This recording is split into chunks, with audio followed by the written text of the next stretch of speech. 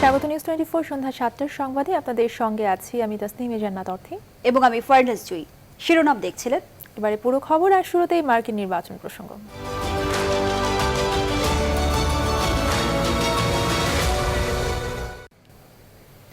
বিভাজনের রাজনীতিকে সরিয়ে যুক্তরাষ্ট্রকে ঐক্যবদ্ধ করার অঙ্গীকার করলেন দেশটির নির্বাচিত প্রেসিডেন্ট জো বাইডেন। শনিবার জয় নিশ্চিত হওয়ার পর নিজ শহরে দেয়া ভাষণে এই অঙ্গীকার করেন তিনি। করোনা মোকাবেলার পাশাপাশি মার্কিন অর্থনীতি পুনরুদ্ধারের প্রতিশ্রুতিও দেন বাইডেন। বিশাল এই জয়ে বিশ্ব নেতাদের অভিনন্দনে ভাসছেন যুক্তরাষ্ট্রের 46তম প্রেসিডেন্ট। আসমাতুলের ডেস্ক রিপোর্ট।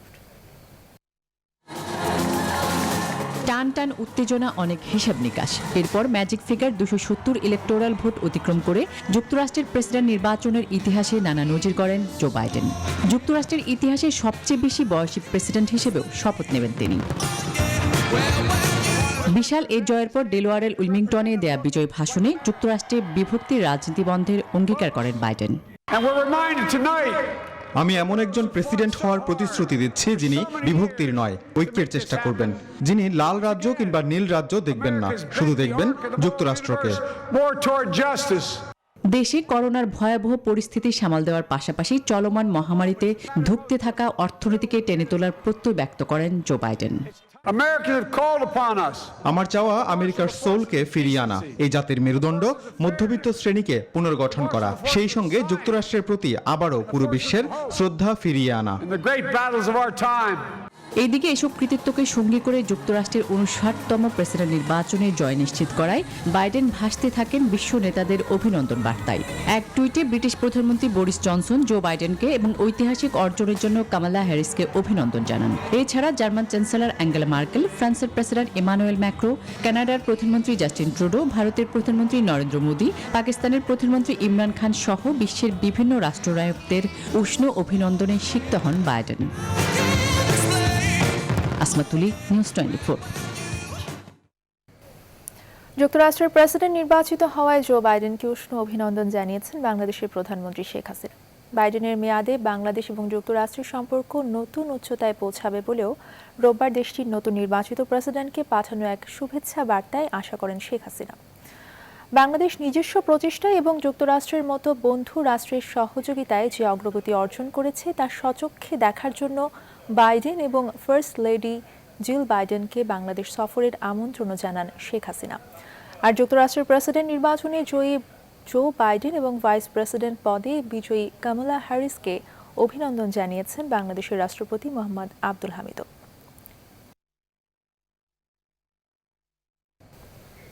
মার্কিন প্রেসিডেন্ট নির্বাচনে জো বাইডেনের জয়ে চীন, ভারত, রাশিয়া, উত্তর কোরিয়া, কিউবা, মধ্যপ্রাচ্য সহ বিভিন্ন দেশের সঙ্গে পররাষ্ট্রনীতিতে কম বেশি পরিবর্তন আসতে পারে বলে মনে করছেন বিশেষজ্ঞরা। সেই সঙ্গে মার্কিন অভিবাসন নীতিও বাইডেন অনেকটা সহজ করবেন বলেই ধারণা অনেকের। এছাড়াও ট্রাম্পের শাসনামলে সরে আসা আন্তর্জাতিক বিভিন্ন চুক্তি বা সংস্থাতে যুক্তরাষ্ট্রের ফের অন্তর্ভুক্তির সম্ভাবনাও প্রবল হয়েছে বলে মনে হচ্ছে। আসমাতুলির ডেস্ক রিপোর্ট। প্রেসিডেন্ট ট্রাম্পের 4 বছরের শাসনামলে চীনের সঙ্গে বাণিজ্য বিরোধ এতটাই স্পষ্ট ছিল যে বেশ কয়েকবার উভয় পক্ষের সমঝোতার চেষ্টাও ব্যর্থ হয়েছে। উল্টো নির্বাচনের ঠিক আগের মুহূর্তে ওয়াশিংটন বেইজিংয়ের বৈরিতা চরমে ওঠে। তবে বিভিন্ন ক্যাম্পেইনে ডেমোক্রেট প্রার্থী জো বাইডেন বলেছেন তিনি উদার বাণিজ্য নীতিতে বিশ্বাসী। সরকার গঠন করলে চীনের মতো অর্থনৈতিকভাবে শক্তিশালী দেশের সঙ্গে সম্পর্ক স্বাভাবিক করার চেষ্টা করবে তার সরকার। প্রেসিডেন্ট ট্রাম্পের শাসনামলে ইরানি জেনারেল কাসেম সুলেমানি হত্যার ঘটনায় ওয়াশিংটন তেহরান সম্পর্কের চরম অবনতি হয়। বাইডেন ক্ষমতায় আসায় ইসরায়েলের সঙ্গে সম্পর্ক আগের মতো থাকবে কিনা তা স্পষ্ট না হলেও ইরান সহ মধ্যপ্রাচ্যের সঙ্গে সম্পর্ক উন্নয়নে তার সরকারের চেষ্টা থাকবে বলে মনে করছেন বিশেষজ্ঞরা। আমরা আশা করছি বাইডেন ইসরায়েলের সঙ্গে যুক্তরাষ্ট্রের দ্বিপাক্ষিক সম্পর্কে কোনো পরিবর্তন আনবেন না। তবে ইরানের সঙ্গে পরমাণু সমঝোতায় যুক্তরাষ্ট্র আবারও অন্তর্ভুক্ত হলে আরব দেশগুলোর সঙ্গে ওয়াশিংটনের সম্পর্কের অবনতি হতে পারে। ইউরোপ ছাড়াও জাপান, দক্ষিণ কোরিয়া, কিউবা, ভেনেজুয়েলা সহ বিভিন্ন দেশের সঙ্গে এই ডেমোক্রেটের পররাষ্ট্রনীতি বেশ ইতিবাচক হবে বলে ধারণা করা হচ্ছে। রাশিয়া, উত্তর কোরিয়া, ভারতকে বাইডেন কৌশলেও মোকাবেলা করবেন বলে মত বিশেষজ্ঞদের। তবে চীনের সঙ্গে যুক্তরাষ্ট্রের সম্পর্ক যত ভালো হবে, ভারতের সঙ্গে ততই দূরত্ব সৃষ্টি হবে বলে শঙ্কা অনেকের। এই ক্ষেত্রে ভারতীয় বংশোদ্ভূত এশীয় American Kamala Harris vice president হওয়ায় দিল্লি ওয়াশিংটন সম্পর্কে ফাটল ধরবে না বলে মনে করা হচ্ছে। 2017-তে ট্রাম্প আনুষ্ঠানিকভাবে ক্ষমতা গ্রহণের পর মার্কিন অভিবাসী নীতি কঠোর করেন। বিভিন্ন মুসলিম দেশের অভিবাসীদের যুক্তরাষ্ট্রে প্রবেশে দেন নিষেধাজ্ঞা। সেখানে বাইডেনের অঙ্গীকার দ্রুত মার্কিন ইমিগ্রেশন পলিসি সহজ করার। অন্তত এ কারণে এই প্রেসিডেন্টের সঙ্গে অনেক দেশের সুসম্পর্ক বাড়তে পারে। এছাড়াও ডোনাল্ড ট্রাম্প তার শাসনামলে ব্যয় কমানোর অজুহাতে বিভিন্ন আন্তর্জাতিক সংস্থা থেকেও যুক্তরাষ্ট্রকে সরিয়ে আনেন। জো বাইডেন ক্ষমতায় আসায় এসব সংস্থাগুলোর সঙ্গে যুক্তরাষ্ট্রের ফের অন্তর্ভুক্তির সম্ভাবনাও জোরদার হয়েছে। আসমাতুলি, নিউজ 24। দর্শক, এই মুহূর্তে আমাদের সঙ্গে যুক্ত হচ্ছেন ঢাকা বিশ্ববিদ্যালয়ের আন্তর্জাতিক সম্পর্ক বিভাগের অধ্যাপক আমেনা মোহসিন। অধ্যাপক আমেনা মোহসিন, আপনাকে স্বাগত জানাচ্ছি নিউজ 24 সংবাদে। আপনার কাছে আমার প্রথম প্রশ্ন হচ্ছে, এত নাটকীয়তা এবং এত উত্তেজনার পর বাইডেনের এই বিশাল বিজয়কে আপনি কিভাবে দেখছেন? ধন্যবাদ আপনাকে। দেখুন, এটাকে আমি দুভাবে দেখার চেষ্টা করছি। একটা, প্রথম দিকে আমি বলবো অবশ্যই আমি খুব স্বস্তি পাচ্ছি, কারণ ধরেন রিপাবলিকানস বলে না, বরঞ্চ ডোনাল্ড ট্রাম্প যে ধরনের নীতিগুলো নিচ্ছিলেন ওনার অভ্যন্তরীণ ক্ষেত্রে বলে না বা পররাষ্ট্রনীতি ক্ষেত্রেও উনি অনেক ধরনের যেটা বলে যে টালমাটোল করেছেন। অনেকগুলো উনি চুক্তি থেকে, আপনাদের প্রতিবেদনেই আপনারা বলছিলেন যে চুক্তি থেকে ধরেন ক্লাইমেট চেঞ্জের কথাটা যদি আমি ধরি, ইরানের ব্যাপারটা যদি ধরি, সেখানে না কতগুলো স্ট্যান্ডার্ড এগ্রিমেন্টস থাকে আন্তর্জাতিক আইনের মধ্যেও থাকে, সেগুলো যে আপনি ইউনিলেটারালি কিন্তু এভাবে উইথড্র করাটা সাধারণত একটা ডিপ্লোম্যাটিক নর্মসের মধ্যে পড়ে না, কিন্তু সেগুলোকে উনি তোয়াক্কা করেননি। এবং উনি অনেক জায়গায়, মানে উনি চীনের সাথে যেগুলো করেছেন, যে ধরনের মানে trade war is one thing, কিন্তু উনি যে ধরনের বাকযুদ্ধের মধ্যে লিপ্ত হয়ে গেছিলেন, মানে পুরো পৃথিবীর তাপমাত্রাটাই বলতে পারেন, রাজনৈতিক তাপমাত্রাটা ভীষণভাবে বেড়ে গেছিল, যেখানে অন্যান্য দেশগুলো, আমাদের মতো দেশগুলোর জন্য একটু ডিফিকাল্টি হয়ে যাচ্ছিল যে এখানে আমরা কিভাবে ব্যালেন্স করব আমাদের সম্পর্কগুলো। এবং উনি খুব আমেরিকাকে ধরেন ইউরোপিয়ান অ্যালায়েন্স তাদের থেকে সরিয়ে ফেলছিলেন। এই সমস্ত জায়গাগুলো যদি আমরা চিন্তা করি যে পৃথিবী নিজের একটা স্থিতিশীল জায়গার মধ্যে ফিরে যাক, সেইটা একটা জায়গা আছে। কিন্তু আমার যেটা কনসার্নের জায়গা হলো, যেখানে আমি একটু চিন্তিত, সেটা একটু আপনি লক্ষ্য করবেন যে আমেরিকা মানে খুব ক্লিয়ারলি প্রমাণ হলো যে আমেরিকার মানে পুরো সমাজটাই 4 বছরের মধ্যে উনি দারুণ ভাবে বিভাজিত করে ফেলেছেন, এবং বিপুল সংখ্যক লোক কিন্তু ডোনাল্ড ট্রাম্পকে ভোট দিয়েছে। ম্যাম, আমার আরেকটা প্রশ্ন হচ্ছে যে এবার মার্কিন নীতিতে কি ধরনের পরিবর্তন আসতে পারে বলে আপনি মনে করছেন? আমি কি ওটাতে যাবো? এটা শেষ করবো না? জি জি, বলুন। আমি একটু বলে দিই, সেই জায়গাটাতে আমার মনে হয় যে ওই বিভাজনের জায়গাগুলো উনি কিভাবে হিল করবেন সেটা একটা দেখার ব্যাপার আছে। পরিবর্তনের জায়গাগুলো আমার মনে হয় বেশ কিছু জায়গা আসবে। একটা হলো ধরেন আন্তর্জাতিক যে আপনি চুক্তিগুলো থাকে, সেটা একটা স্ট্যান্ডার্ড থাকে যে আমরা কখনো ওগুলো থেকে বের হয়ে যাই না। পার্টিকুলারলি মার্কিন যুক্তরাষ্ট্র মতো একটা দেশ যার থেকে পৃথিবীর লিডারশিপ আশা করে। এবং আমরা দেখেছি জো বাইডেন প্রথম আগেই বলেছেন যে উনি ওনার নীতির জায়গাগুলোতে ফেরত যাবেন, এবং আমি আশা করছি, এবং এটা আশা না, আমি প্রিটি শিওর যে ওনার যে ইউরোপিয়ান অ্যালায়েন্স সিস্টেম আছে সেটার মধ্যে উনি ফেরত যাবেন। সেই জায়গাটাতে একটা আছে।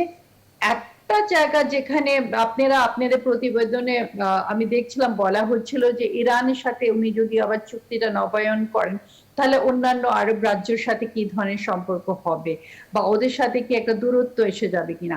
আমি কিন্তু সেটা মনে করি না, কারণ আরব রাষ্ট্রগুলো এতই নির্ভরশীল মার্কিন যুক্তরাষ্ট্রের উপরে। তারপরে এটাও মাথায় রাখতে হবে যে এই আরব রাষ্ট্রগুলোর সাথেই কিন্তু মার্কিন যুক্তরাষ্ট্র যখন ইরানের সাথে চুক্তি করেছিল, আরব রাষ্ট্রগুলোর সাথে কিন্তু ওদের সম্পর্কগুলো ভালোই ছিল। সো ওইখানে আমি চিন্তিত হচ্ছি না। আপনাকে অসংখ্য ধন্যবাদ আমাদের সঙ্গে যুক্ত হওয়ার জন্য। আমাদের সঙ্গে ঢাকা বিশ্ববিদ্যালয়ের আন্তর্জাতিক সম্পর্ক বিভাগের অধ্যাপক আমেনা মহসিন সরাসরি যুক্ত হয়েছিলেন। বিজয় উল্লাসে যখন মত্ত গোটা ডেমোক্রেট শিবির, সে সময় রিপাবলিকান নেতা ডোনাল্ড ট্রাম্প ব্যস্ত ছিলেন গলফ খেলায়।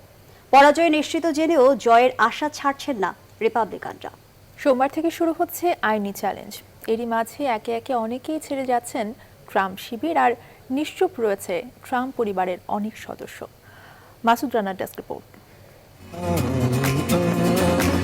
ইতিহাসে বলা হয় রোম নগরী যখন আগুনে পুড়ছিল তখন বাঁশি বাজাচ্ছিলেন রোম সম্রাট নেরো। পেনসিলভেনিয়ায় জয়ের মধ্যে দিয়ে ট্রাম্পকে হারিয়ে জো বাইডেন যখন প্রেসিডেন্ট নির্বাচিত হতে যাচ্ছেন তখন নিজের গলফ ক্লাবে গলফ খেলছিলেন ডোনাল্ড ট্রাম্প। ফল ঘোষণার কিছুক্ষণ আগেই নিশ্চিত পরাজয় জেনেও নিজেকে বিপুল ভোটে জয়ী ঘোষণা করে গলফ খেলতে রওনা দেন তিনি। এদিকে পরাজয় নিশ্চিত জেনেও ট্রাম্প শিবির এখনও লড়াইয়ের জন্য প্রস্তুত। নির্বাচনে বাইডেনকে জয়ী ঘোষণার পর ফিলাডেলফিয়ায় এক সংবাদ সম্মেলনে ট্রাম্পের আইনজীবী রুডি জিউলিয়ানি বলেছেন নির্বাচনের ফলাফলের বিরুদ্ধে তারা সোমবার থেকে আইনি লড়াই শুরু করবেন। মূলত আমরা যে পরিমাণ ভোটে এগিয়েছিলাম তা দুর্নীতি ছাড়া অদৃশ্য হয়ে যেতে পারে না। ট্রাম্পও বিশ্বাস করছেন না নির্বাচন শেষ, কিন্তু এর মাঝেই একে একে অনেকে ছেড়ে যাচ্ছেন ট্রাম্প শিবির। এমনকি ট্রাম্পের কন্যা ইভাঙ্কা থেকে শুরু করে মেলানিয়া ট্রাম্পও নির্বাচন সম্পর্কে প্রকাশ্যে কোনো মন্তব্য করেনি। টুইট কিংবা ইনস্টাগ্রামে রয়েছে তারা নিশ্চুপ। তবে নির্বাচনে কারচুপির অভিযোগ তুলে ভোট পুনঃগণনার দাবিতে বিভিন্ন শহরে বিক্ষোভ করতে দেখা গেছে ট্রাম্প সমর্থকদের। মাসুদ রানা, নিউজ 24। জো বাইডেনের বিশাল জয়ে যুক্তরাষ্ট্রে তার কর্মী সমর্থকদের পাশে উল্লাসে মেতেছে বিশ্বের বিভিন্ন স্থানে থাকা তার অসংখ্য ভক্ত। এশীয় সমর্থকদের আশায় যুক্তরাষ্ট্রের বিরাজমান বিভক্তির অবসান ঘটাবেন বাইডেন। বিস্তারিত জানাচ্ছেন চন্দ্রানী চন্দ্রা। ধীরে ধীরে পাল্টে যাচ্ছে যুক্তরাষ্ট্র। দেশটির 46তম মার্কিন প্রেসিডেন্ট জো বাইডেনের শ্বাসরুদ্ধকর বিশাল জয়ের পর নিউ ইয়র্ক সহ পুরো দেশে আনন্দ ফেটে পড়েন তার কর্মী সমর্থকরা। সেই প্রভাব পড়েছে প্রান্তিক পর্যায়ে। করোনার মাঝে সামাজিক দূরত্ব ভুলে রাস্তায় নেমে আনন্দ উল্লাসে মেতেছেন ডেমোক্রেটরা। রিপাবলিকানরাও জয়ের আশা এখনো ছাড়েননি। পাল্টাপাল্টি জয়ের উৎসব পালন করছেন উভয়েই। ঐক্য ফিরে আসছে। আমরা এই বছর পাগলের বছর থেকে বেরিয়ে যাচ্ছি। যুক্তরাষ্ট্রকে সে বিভক্ত করেছিল, আর এটি সত্যি মানসিক চাপ ছিল। আমি আনন্দিত যে ঐক্যের বিষয়ে বাইডেন কথা বলছেন। আমি দৃঢ়ভাবে বিশ্বাস করি ট্রাম্পই এখনো আমাদের প্রেসিডেন্ট। বাইডেনকে আমরা মানি না। যুক্তরাষ্ট্রের প্রেসিডেন্ট হওয়ার সুখবরটা প্রথম পেয়েছিলেন নাতনি নওমি বাইডেনের কাছ থেকে। ডেমোক্রেট প্রচার শিবির একটি সূত্রে বলেছে নওমি জো বাইডেনকে জানিয়েছিলেন নির্বাচনে তিনি জিতে গেছেন। পরে বাইডেনের সাথে একটি ছবি টুইটারে পোস্ট করেন নওমি।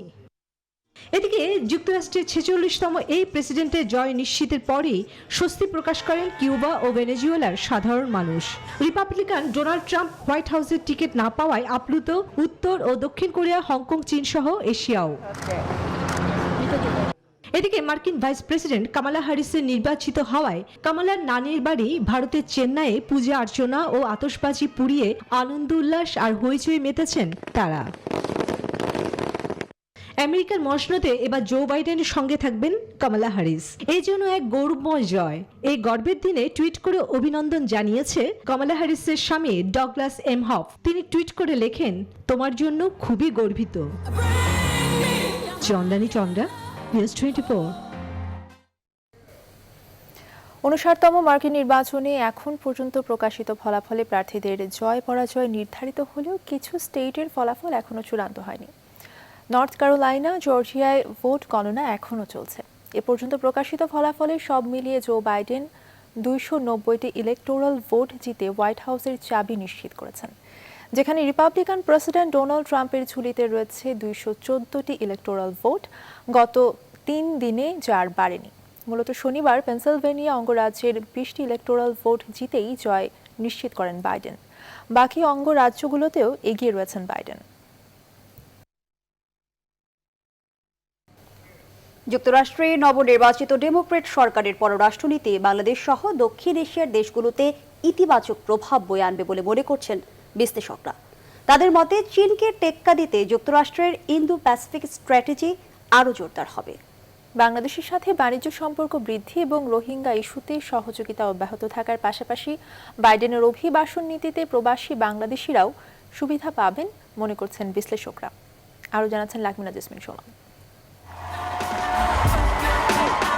নির্বাচনী প্রতিশ্রুতি অনুযায়ী যুক্তরাষ্ট্রের নবনির্বাচিত ডেমোক্র্যাট সরকারের অন্যতম পররাষ্ট্রনীতিই হবে ট্রাম্পের একঘরে করে ফেলা যুক্তরাষ্ট্রকে পুনরায় বিশ্বের কাছে তুলে ধরা বিভিন্ন দেশের সাথে সম্পর্ক উন্নয়ন। অভিবাসন ইস্যুতে ডেমোক্র্যাট সরকারের ঐতিহাসিকভাবে চলে আসা উদার নীতিতে প্রবাসী বাংলাদেশিরাও উপকৃত হবেন বলছেন এই বিশ্লেষক। ইলিগাল ইমিগ্রেন্ট এই দেশে সম্ভবত 11 মিলিয়নের বেশি একটু হতে পারে। এদেরকে বহিষ্কার না করা, ডিপোর্ট না করার ক্ষেত্রে উনি নমনীয় নিতে বাংলাদেশেরও সম্ভবত কিছু কয়েক হাজার ইলিগাল ইমিগ্রেন্ট থাকতে পারে। তাদের ক্ষেত্রে তিনি সম্ভবত অন্যান্যদের ক্ষেত্রে যদি নমনীয় নিতে নেন, সহনশীল নীতি নেন, তার দ্বারাই বাংলাদেশিরা সাউথ এশিয়ানরা উপকৃত হবে। চীনকে টেক্কা দিতে দক্ষিণ এশিয়ায় বাংলাদেশ সহ প্রশান্ত মহাসাগরীয় দেশগুলোতে যুক্তরাষ্ট্রের আধিপত্য বিস্তারের প্রক্রিয়া আরও জোরালো হবে বলে মনে করছেন আন্তর্জাতিক সম্পর্ক বিশ্লেষকরা। রোহিঙ্গা ইস্যুতে অলরেডি মার্কিন যুক্তরাষ্ট্র লার্জেস্ট ডোনার পার্টনার হিসেবে কাজ করছে। রোহিঙ্গা বিষয়ে এক ধরনের নীতিগত পরিবর্তন আসতে পারে, সেটা বাংলাদেশের ফেভারেই যাবে। চীন ওভারনাইট একটা বৃহৎ শক্তি হয়ে মাথা ব্যথার কারণ হয়েছে যুক্তরাষ্ট্রের জন্য। ভারতকে এই অঞ্চলের মোড়ল করে বাংলাদেশকে তার নীতি অনুসরণ করার জন্য, তার স্বার্থ দেখার জন্য, সেটার থেকে সম্ভবত বাইডেন সরে আসবেন। এটা বাংলাদেশের জন্য একটা নিট লাভ হবে বলে আমার ধারণা। যুক্তরাষ্ট্রের সাথে বাণিজ্য সম্পর্ক বৃদ্ধি, বিশেষ করে আরএমজি সেক্টরে ইতিবাচক প্রভাব পড়বে বলে মনে করছেন বিশ্লেষকরা। বাংলাদেশের অর্থনীতির জন্য বেনিফিশিয়াল হবে। সাম্প্রতিককালে ভৌগোলিক অবস্থান ও বাংলাদেশের অব্যাহত অর্থনৈতিক উন্নয়নের ফলে বাংলাদেশকে বিশেষ গুরুত্ব দিচ্ছে যুক্তরাষ্ট্র। লাকমিনা জেসমিন সোমা, নিউজ 24, ঢাকা। জো বাইডেনের বিজয় দেশে দেশে গণতন্ত্রহীন কর্তৃত্ববাদী সরকারগুলোর জন্য একটি উদাহরণ সৃষ্টি করবে বলে মনে করে বিএনপি। দলের স্থায়ী কমিটির সদস্য আমির খসরু মাহমুদ চৌধুরী জানান, জো বাইডেনের বিজয়কে এভাবেই দেখছে তার দল। রবিবার নিজ বাসায় এক প্রতিক্রিয়ায় মার্কিন যুক্তরাষ্ট্রের নতুন সরকার নিয়ে নিউজ 24-এর কাছে তার দলের এই মনোভাব তুলে ধরেন তিনি। বাইডেনের নির্বাচনটা সে যে ধরনের যেভাবে নিজেকে প্রজেক্ট করেছে, তার ভবিষ্যৎ নীতিমালা সবকিছু চিন্তা করে ভেবে, সেটা কিন্তু কর্তৃত্ববাদী সরকারদের প্রতি একটা মেসেজের মতো আমি ধরে নিতে পারি। এবং সেই জন্য আমরাও আনন্দিত যে একজন ডেমোক্রেট, একজন পরস্পরকে সম্মান করার মতো ব্যক্তি, ধর্ম বর্ণ নির্বিশেষে, এইটাই কিন্তু সকলের কাম্য, বিশ্ববাসীর কাম্য। সেজন্য বিশ্ব আনন্দিত হয়েছে আমি মনে করি। রোহিঙ্গা পরিস্থিতি নিয়ন্ত্রণ এবং ইয়াবা পাচার বন্ধে বিজেপিকে আরও সক্রিয় করা হয়েছে, একথা বলেছেন প্রধানমন্ত্রী শেখ হাসিনা। বাহিনীর এয়ার উইং এর জন্য কেনা নতুন 2টি হেলিকপ্টারের উদ্বোধন করে প্রধানমন্ত্রী আরো বলেন, বর্ডার গার্ড বাংলাদেশকে একটি ত্রিমাত্রিক বাহিনীতে রূপান্তর করছে সরকার। শালি জয় রিপোর্ট। সীমান্তরক্ষী বাহিনী বর্ডার গার্ড বাংলাদেশের সামর্থ্য বাড়াতে এর এয়ার উইংয়ে যুক্ত হল নতুন 2টি MI-71 হেলিকপ্টার। বীরশ্রেষ্ঠ নূর মোহাম্মদ এবং আব্দুর রৌফের নামে নামকরণ করা হয়েছে হেলিকপ্টার দুটির। গণভবন থেকে ভিডিও কনফারেন্সে যুক্ত হয়ে এর উদ্বোধন করেন প্রধানমন্ত্রী শেখ হাসিনা। বলেন, বাহিনীর আধুনিকায়ন এবং সদস্যদের পেশাগত উন্নয়নে কাজ করছে সরকার। বিজিবির জন্য অত্যাধুনিক 2টি ফার্স্ট ক্রাফট সমুদ্রগামী 7টি অত্যাধুনিক হাই স্পিড বোট, 2টি মেরিন এবং 2টি ট্রেইলার ক্রয়ের প্রক্রিয়াধীন রয়েছে। বিশেষ করে দেশের দক্ষিণ অঞ্চলে সুন্দরবন সংলগ্ন জলসীমায় কার্যকরী টহল পরিচালনার পাশাপাশি মিয়ানমার সীমান্তে এসব উন্নত নৌযান মোতায়েন করে নাফ নদী ও সাগর উপকূলে ইয়াবা পাচার ও রোহিঙ্গা পরিস্থিতি নিয়ন্ত্রণে বিজিবি অধিক কার্যকরী ভূমিকা রাখতে সক্ষম হবে।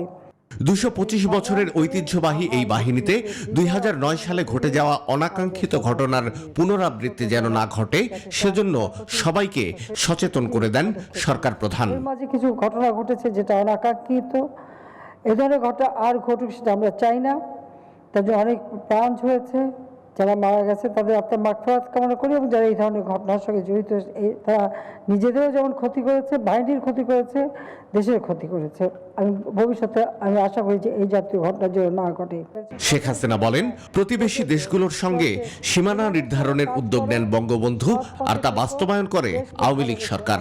অন্য কোন সরকারই এ সমস্যা সমাধানের উদ্যোগ নেয়নি। কর্মকাণ্ডে আরো গতিশীলতা শাহ আলী জয়, নিউজ 24, ঢাকা। প্রধানমন্ত্রী শেখ হাসিনা বলেছেন, করোনা মোকাবেলা এবং অর্থনৈতিক প্রবৃদ্ধি দুটোই একসাথে চালিয়ে যেতে হবে। ফরিদপুর, মাদারীপুর এবং মৌলভীবাজার জেলা পরিষদ চেয়ারম্যানদের শপথ অনুষ্ঠানে ভার্চুয়াল প্ল্যাটফর্মে যুক্ত হয়ে কথা বলেন তিনি। এ সময় বঙ্গবন্ধুর আদর্শে সেবার মানসিকতা নিয়ে কাজ করতে জনপ্রতিনিধিদের প্রতি আহ্বান জানান তিনি। বিদ্যুৎ উৎপাদন বাড়িয়েছি, ৯৭% মানুষ বিদ্যুৎ পাচ্ছে। ইনশাআল্লাহ আমরা 2021 সালে স্বাধীনতা সুবর্ণ জয়ন্তী যখন পালন করব, প্রত্যেকের ঘরেই কিন্তু আলো জ্বলবে। এভাবে সব ক্ষেত্রেই কিন্তু আমরা কাজ করে যাচ্ছি। সেই ক্ষেত্রে এর গতিটা আমাদের অব্যাহত রাখতে হবে। একদিকে করোনা ভাইরাস যেমন মোকাবেলা করব, অপরদিকে আর্থসামাজিক উন্নয়নটা যাতে হয় সেদিকে আমাদের বিশেষভাবে দৃষ্টি দিতে হবে। সংবাদের এই পর্যায়ে একটা বিরতি নিচ্ছে, ফিরছি আরো খবর নিয়ে, সঙ্গে থাকুন। আবারও স্বাগত। আপনারা দেখছেন নিউজ 24 সন্ধ্যার সংবাদ। শুরু হলো দেশের ইতিহাসে সংসদের প্রথম বিশেষ অধিবেশন। জাতির জনক বঙ্গবন্ধু শেখ মুজিবুর রহমানের জন্মশত মুজিব বর্ষ উপলক্ষে আয়োজিত এই বিশেষ অধিবেশন স্পিকার ডক্টর শিরিন শারমিন চৌধুরীর সভাপতিত্বে সন্ধ্যা 6টায় শুরু হয়। বিশেষ অধিবেশন হলেও এর প্রথম কার্যদিবস চলবে সাধারণ অধিবেশনের মতো।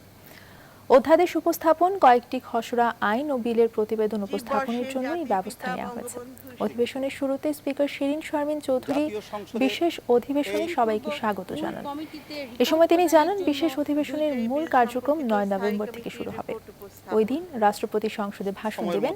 এছাড়া সংসদ নেতা শেখ হাসিনা সহ সংসদ সদস্যরা আলোচনার মাধ্যমে জাতির পিতাকে শ্রদ্ধা জানাবেন। উল্লেখ্য, সংসদ কক্ষে জাতির জনক বঙ্গবন্ধু শেখ মুজিবুর রহমানের ছবি সহ এটাই সংসদের প্রথম বৈঠক। মাননীয় সদস্যবৃন্দ, প্রায় 2.5 ঘন্টা অবরোধের পর রাজধানীর শাহবাগ এলাকা থেকে কর্মসূচি প্রত্যাহার করলেন ঢাকা মেডিকেল কলেজের শিক্ষার্থীরা। দুপুর 12টার দিকে ঢাকা মেডিকেল কলেজ থেকে বিক্ষোভ মিছিল নিয়ে শাহবাগে আসেন শিক্ষার্থীরা। এ সময় শাহবাগ থানার সামনে পুলিশের বাধা অতিক্রম করেন।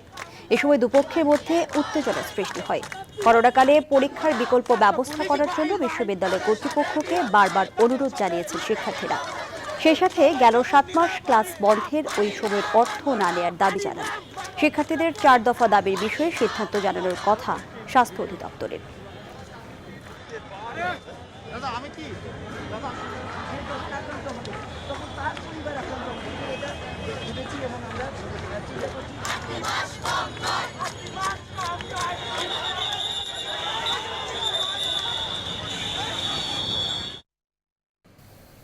গবেষণা বলছে, করোনায় 100 জনের মধ্যে নতুন করে গরিব হয়েছেন অন্তত 22 জন, আর আয় কমেছে শতকরা 84 জনের। অর্থনীতিবিদরা বলছেন, এই বিপুল সংখ্যক মানুষকে আগের অবস্থানে ফেরাতে নির্দিষ্ট পরিকল্পনা ও সামাজিক সুরক্ষার আওতা বাড়ানোর প্রয়োজন। বিস্তারিত জানাচ্ছেন আশিকুর রহমান শ্রাবণ।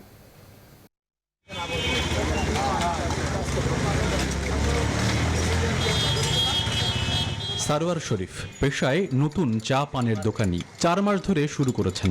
বেশভূষায় এখনো পুরোপুরি চা দোকানি হয়ে উঠতে পারেননি, কারণ করোনার আগে তিনি শিক্ষক ছিলেন। 12 বছরের অভিজ্ঞতা সম্পন্ন বেসরকারি স্কুলের গণিতের শিক্ষক। আমার ঘরে বাজার ছিল না, 1 মাসও বাজার ছিল না, এর জন্য লজ্জায় কারো কাছে আমি যাইনি। অসহায় হয়ে কষ্ট হয়ে আজকে আমি একজন গ্রাজুয়েট পার্সন হয়ে আমি আজকে চায়ের দোকান করি। করোনার কারণে স্কুলটি বন্ধ, মুখরিত ক্লাসরুমগুলো এখন ধুলিমলিন, নিস্তব্ধ। টিকে থাকার জন্য চালিয়ে নেয়ার দশা। শুধু এমন একটি প্রতিষ্ঠান নয়, সব প্রতিষ্ঠানই বন্ধ। কিন্তু নন এমপিও বেসরকারি স্কুলগুলোর অবস্থা করুন, কারণ বেতনের টাকায় তাদের সব ব্যয় চলত। তাই তারাও এখন নতুন গরিবের তালিকার পথে। 2 লক্ষ টাকা বাড়ি ভাড়া দেওয়া লাগে এই প্রতি মাসে।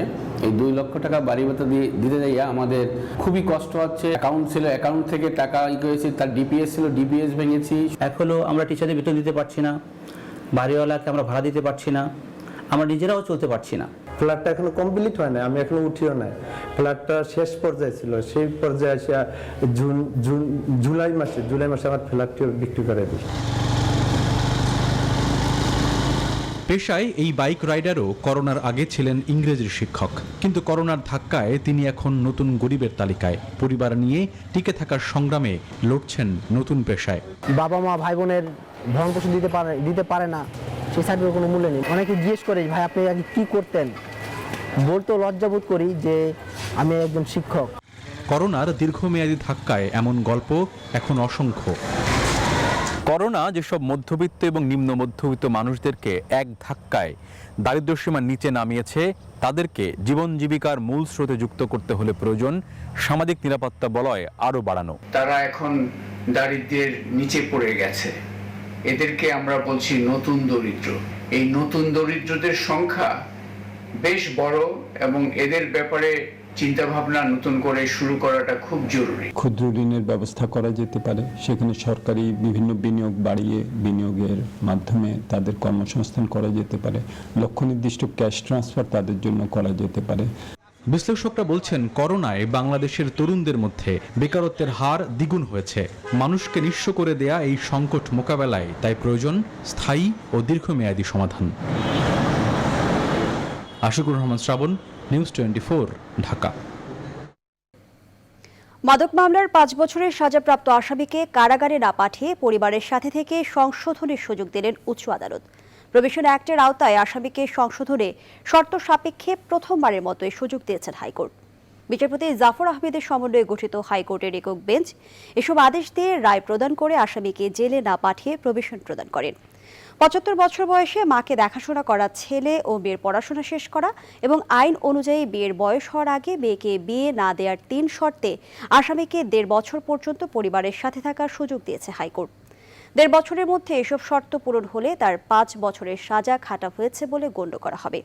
2015 সালের 23 নভেম্বর রাজধানীর কোতোয়ালি থানায় 411 পিস ইয়াবা পাচারের অভিযোগে আসামি মতির বিরুদ্ধে মামলা হয়। পরে 2017 সালে ওই মামলায় 5 বছর কারাদণ্ড দেওয়া হয় তাকে।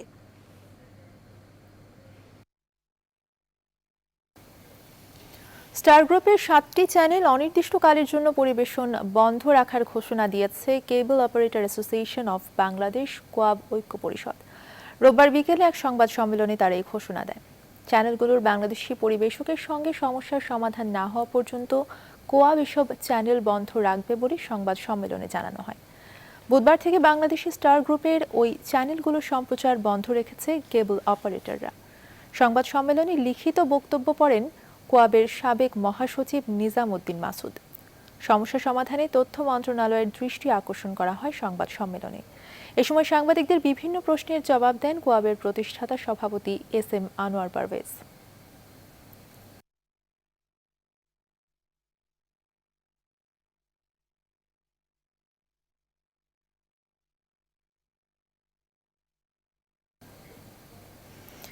একটি মহল স্টার গ্রুপের চ্যানেল বন্ধের নীল নকশা করছে বলে দাবি করেছে কোয়াব সমন্বয় কমিটি এবং মুক্তধারা ফাউন্ডেশন।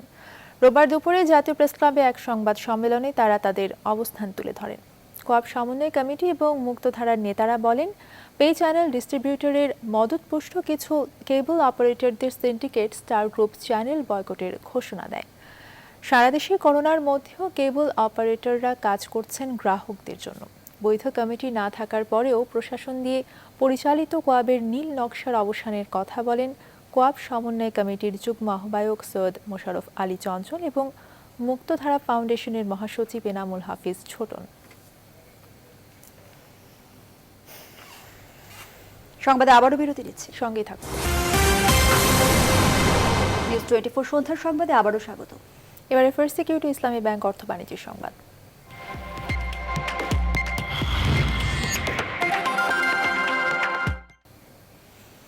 করোনা ভাইরাস মহামারী ধাক্কা কাটিয়ে অক্টোবর মাসে চীনের রপ্তানি 19 মাসের মধ্যে সর্বোচ্চ পর্যায়ে দাঁড়িয়েছে।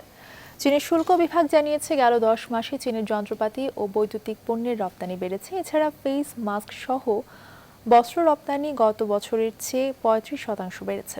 অক্টোবরে চীনের রপ্তানি আগের বছরের চেয়ে একই সময়ের চেয়ে 11.4% বেড়েছে। আবারও আন্তর্জাতিক অঙ্গনের খবর। রোহিঙ্গাদের বাদ রেখে শেষ হলো মিয়ানমারের সাধারণ নির্বাচনের ভোট গ্রহণ।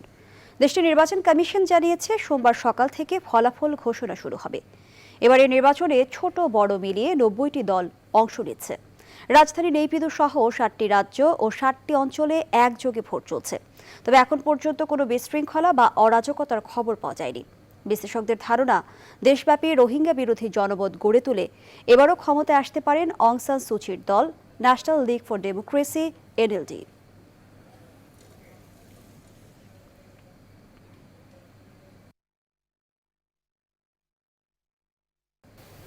আবারও বিরতি নিচ্ছি, সাথে বিরতির পর আবারও স্বাগত। আপনারা দেখছেন সন্ধ্যা 7টার সংবাদ। এবারে খেলার খবর। করোনা ভাইরাসে আক্রান্ত জাতীয় দলের সিনিয়র ক্রিকেটার মাহমুদুল্লাহ রিয়াদ যে কারণে মিস করতে যাচ্ছেন পাকিস্তান সুপার লিগ। PSL খেলতে নিয়ম অনুযায়ী করোনা ভাইরাস পরীক্ষা করাতে গিয়ে এই তথ্য জানা যায়। 2 দফায় পজিটিভ এসেছে বাংলাদেশের এই অভিজ্ঞ ক্রিকেটারের কোভিড পরীক্ষার ফল। বাফুফের কমিটি কিংবা সভাপতি গিয়ে মাঠের খেলা জেতাতে পারবে না। সকল সুবিধা দেওয়ার পর মাঠে পারফর্ম করার দায়িত্ব খেলোয়াড়দের। পর্যাপ্ত সুযোগ সুবিধা পাওয়ার পরও মাঠের ফলাফল ভালো না হলে গণমাধ্যমের কাছে ফুটবলারদের জবাবদিহি করা উচিত বলে জানান বাফুফে সভাপতি কাজী সালাউদ্দিন।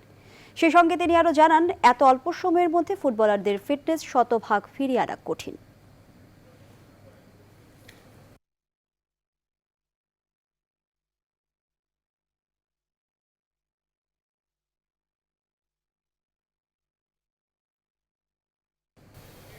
আর এই ছিল সন্ধ্যা সংবাদের আয়োজন।